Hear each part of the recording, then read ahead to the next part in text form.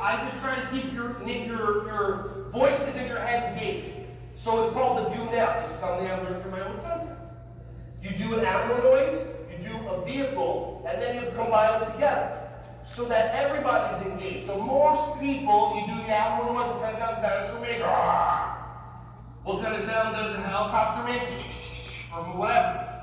And then I go, what kind of sound does a dinosaur on a helicopter make? Some of your brains short circular one, and then others, your brains that are quicker and you're processing your ADHD, like me and my love, or ADD, or ODD, or DOGG, or whatever.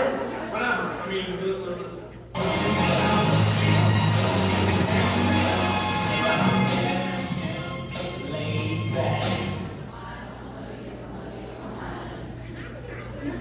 so what I do is I try to keep you engaged the whole time, but the kids that have their brains that work faster and smarter and sharper, I have to give them something that's more challenging. Does that make sense?